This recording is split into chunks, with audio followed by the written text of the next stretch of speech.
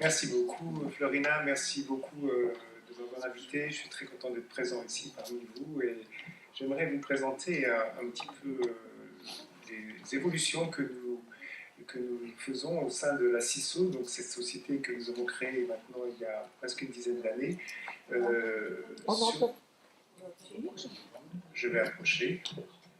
Société qui s'occupe donc essentiellement des soins de support en cancérologie et nous avons beaucoup fait évoluer nos recommandations. C'est-à-dire que nous sommes ici entre médecins homéopathes, donc tout le monde sait que l'homéopathie c'est une médecine individualisée, donc ça peut être bizarre qu'on propose des guidelines pour l'homéopathie.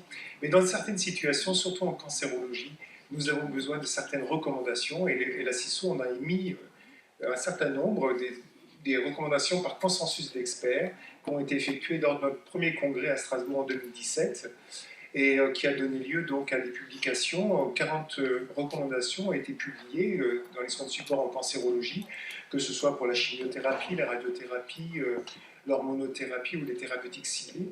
Et ces recommandations sont pour l'instant très utilisées à travers le monde entier, puisqu'elles sont disponibles sur le site de la CISO, en plusieurs langues bien entendu, et donc servent à la fois à des oncologues qui voudraient prescrire de l'homéopathie mais qui ne sont pas suffisamment compétents en homéopathie, donc ça vient leur donner des protocoles, des guidelines de prescription, mais aussi pour les médecins homéopathes qui ne connaissent pas suffisamment la cancérologie et qui peuvent ainsi avoir des idées, des propositions thérapeutiques.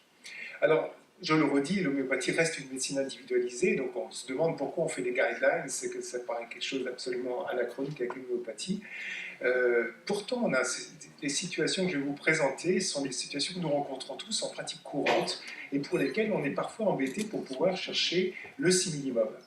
Alors, l'exemple même, c'est celui de l'annonce de la maladie. Quel est le médicament? Quelle est la recommandation de la CISO pour l'annonce de la maladie? Il y a un patient qui vient vous voir parce qu'on vient de lui annoncer qu'il a un cancer, il est effondré. Quel est le médicament homéopathique que la CISO recommande? Eh bien, la CISO recommande de faire une consultation individualisée. Il n'y a pas de recommandation type parce que chaque patient va réagir différemment. Donc là, c'est typiquement une situation pour laquelle on ne peut pas faire de recommandation. D'autant plus qu'on vient après la bagarre, donc le patient, il a des symptômes, et ces symptômes-là, on va les étudier, et on va pouvoir vous recommander un certain nombre de médicaments que vous connaissez tous. Je ne vous ferai pas l'affront de les détailler, on en propose différents, mais il y en a d'autres, bien entendu. En fait, toute la matière médicale peut être prescrite à ce moment-là en fonction des symptômes. En revanche, que faites-vous quand un patient vient vous voir en vous disant je vais être opéré demain d'un cancer du sein, est-ce que vous pourriez me donner quelque chose pour mieux supporter l'opération? Vous ne savez pas comment il va réagir à cette opération, sauf s'il a déjà été opéré. Et s'il n'a jamais été opéré, vous ne connaissez pas ses modalités, vous ne connaissez pas ses réactions, et donc vous allez faire une prescription probabiliste. Comment faire une prescription probabiliste? On se sert des études, celle-ci par exemple qui a été faite en double aveugle, et qui a montré donc qu'en prescrivant arnica en 1000 cas en post-opératoire, eh bien, on avait une diminution des sécrétions du sérum de lymphocèles par rapport au groupe placebo. Cette autre-étude israélienne qui montre que arnica et Bélis versus le placebo a permis également une diminution des sécrétions chez les patients qui prenaient, les patientes qui prenaient de l'homéopathie. Et donc, la CISO a émis deux recommandations. Une première avec de prescrire systématiquement arnica en post-opératoire dès le réveil, dès qu'on peut prendre un médicament homéopathique, et en cas d'apparition ou de persistance de douleur au niveau du sein, de prescrire Bélis en 30 CH. Donc arnica que vous connaissez, Bélis également. Une troisième recommandation de la CISO, c'est de prescrire du Staphysagrina en 9 CH pour favoriser la cicatrisation en post-opératoire. C'est d'autres médicaments comme thiazinaminum pour les cordons lymphatiques, ça c'est du détail. Donc, les deux recommandations principales, c'était arnica, éventuellement Bélis et Staphysagrina. Ça, c'était pour la chirurgie. Pour la chimiothérapie, la situation est la même. Un patient vient vous voir, demain je commence ma chimiothérapie. Est-ce que vous pouvez me donner quelque chose? Vous ne savez pas comment il va réagir à la chimiothérapie, vous ne savez pas comment seront ses nausées, vous ne savez pas quelles sont les modalités qu'il va présenter, sauf si vous connaissez bien le patient, bien évidemment. Et si vous ne le connaissez pas et qu'il vous dit je vais avoir une chimiothérapie demain, il faut une thérapeutique probabiliste. Et donc, la CISO recommande Nux vomica et Phosphorus en première intention. Ensuite, vous reverrez le patient avant la deuxième chimio et vous lui demanderez quels ont été vos symptômes. Soit il vous dira c'est formidable, j'ai très bien passé ma chimio, vous pourrez continuer le même traitement. Soit il vous dira, ah non, j'ai quand même eu beaucoup de nausées, Nexomica, ça ne va servir à rien. Eh bien, vous essayerez d'identifier le médicament, si minimum, de ces nausées. Donc, recommandation, phosphorus, Nexomica. Parfois, on remplace phosphorus quand on connaît un petit peu le patient. À la fin de la consultation, on peut différencier avec arsenicum album, et donc on donnera soit phosphorus, soit arsenicum album pour accompagner la première chimiothérapie. Les langues typiques d'IPK et de Nexomica. Il y a d'autres, bien sûr, médicaments de nausée, comme IPK, Ignacia, Colchicum, qui est, dans mon expérience, un médicament très intéressant et très efficace pour les chimiothérapies. Pour la radiothérapie, on s'est basé sur la fameuse étude de Balzarini qui date maintenant de 25 ans, mais qui est toujours intéressante parce qu'il utilisait belladonna et rayon X pour les patients versus le placebo, les patients qui étaient en radiothérapie. Et on a pu voir dans cette étude une diminution des douleurs et des rougeurs au niveau de la peau des patientes qui ont été irradiées dans le cancer du sein. Et donc la CISO recommande l'utilisation de radium bromatum, belladonna et apis mellifica pendant la radiothérapie. Encore une fois, c'est des patients que vous voyez pour la première fois qui viennent vous voir qu'est-ce que je peux prendre pour ma radiothérapie. Bien sûr, vous pouvez leur prescrire cette recommandation au début en leur disant si ça ne suffit pas, si vous avez des symptômes pendant la radiothérapie, revenez me voir et à ce moment-là, vous pourrez individualiser et prescrire éventuellement d'autres médicaments si ces recommandations n'ont pas suffi. Enfin, pour l'hormonothérapie, nous avons cette étude pilote qui avait été effectuée avec Rustox et Ruta pour essayer de diminuer les douleurs liées aux anti-aromatases. Et donc, on s'est aperçu dans cette étude que les patients, le groupe qui prenait l'homéopathie avait moins de douleurs articulaires versus le groupe qui avait les soins de support conventionnels. Donc, nous recommandons la CISO, l'utilisation de Rustox et Ruta. Ça, c'est ce qu'on a fait jusqu'ici.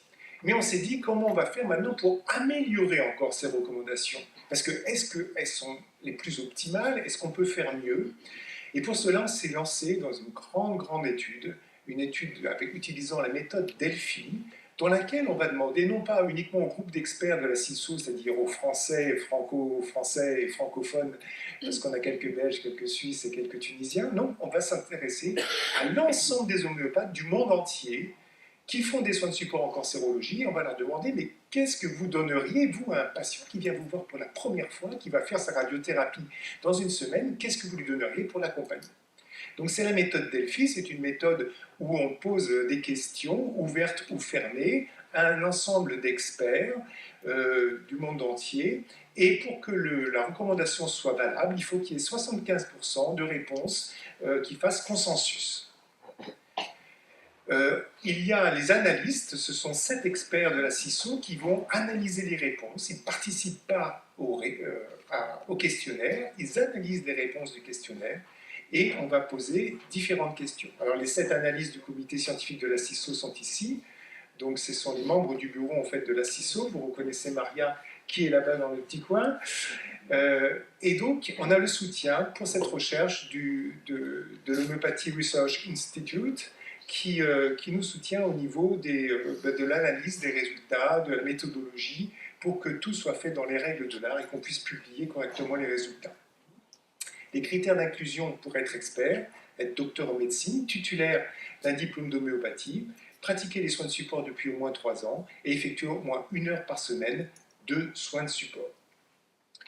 On a eu une réponse unanime de tous les experts du monde entier. Tout le monde a répondu présent, que ce soit Jens Forster, que ce soit Farok Master, que ce soit Moshe Frenkel, que ce soit Elisabeth Thompson, que ce soit Michael Franz, que ce soit Dario Spinelli, que ce soit Elio Rossi, tout ça c'est des grands noms dans chaque pays des soins de support en cancérologie homéopathique. Ils ont tous répondu présent et aujourd'hui la diapo je te l'ai envoyée trop tôt parce que c'est 48 experts qui ont répondu au questionnaire. Donc là, on a 23 pays, on a les 5 continents, on a même l'Australie, on a réussi à trouver une onco-hématologue uniciste en Australie, ça existe.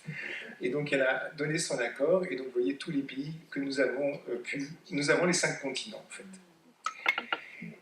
Donc chaque question est la suivante. Quel médicament homéopathique recommanderiez-vous comme traitement de première intention pour un patient devant bénéficier d'une chirurgie du sein, première question, d'une chimiothérapie, d'une radiothérapie, d'une hormonothérapie? Et donc on demande aux experts de répondre spontanément, en ne tenant pas compte d'éventuelles recommandations de la CISO, par exemple. Et surtout en tenant compte du fait qu'on n'a pas le temps et pas la possibilité d'individualiser la réponse, puisque le patient n'a pas encore fait sa chimiothérapie.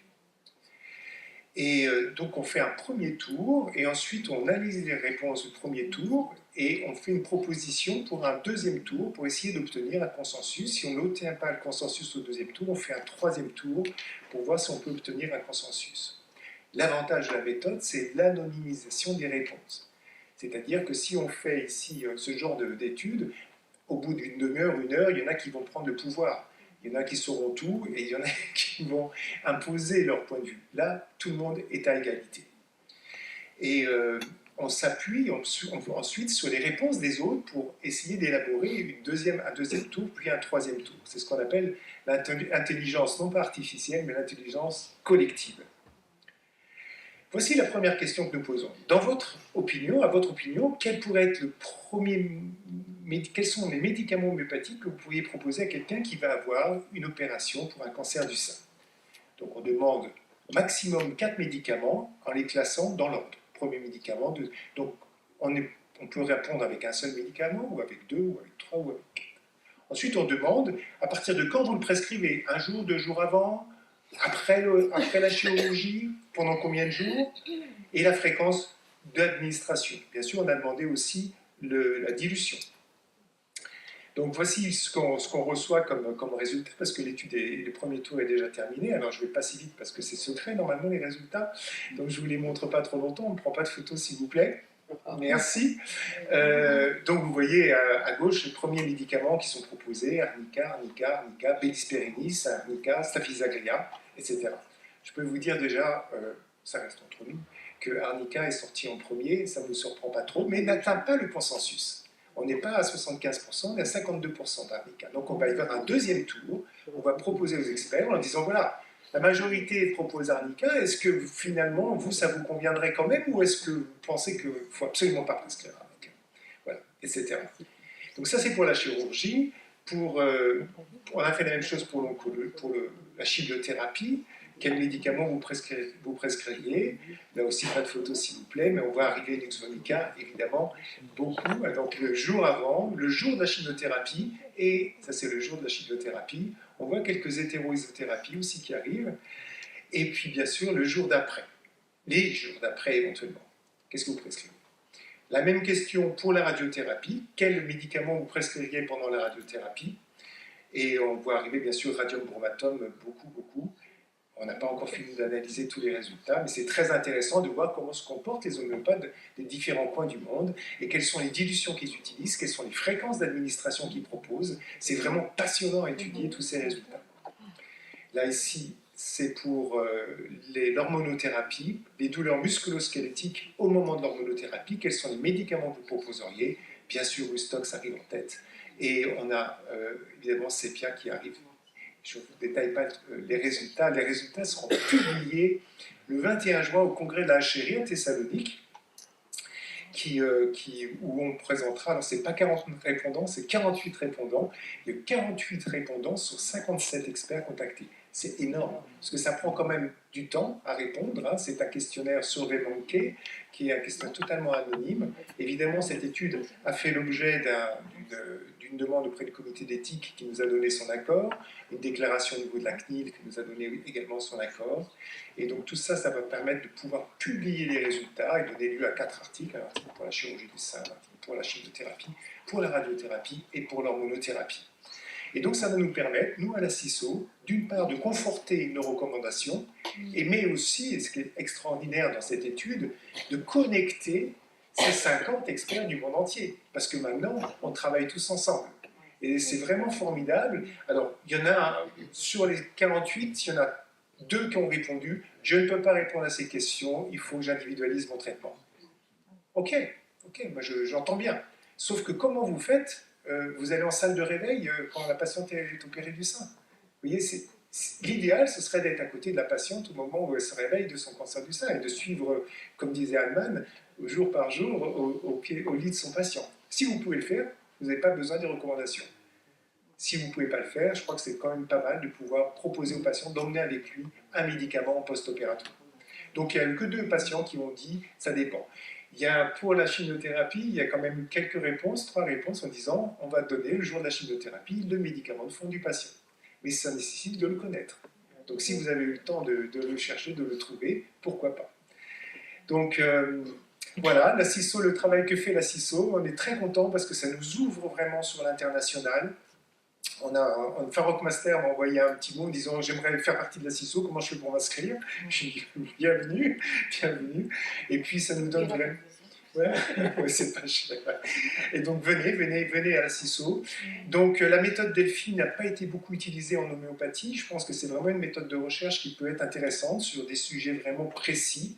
À vous d'imaginer d'autres protocoles Delphi. Et je pense que là, on va avoir des résultats qui seront intéressants à vous communiquer dans les prochains congrès. Merci de votre attention.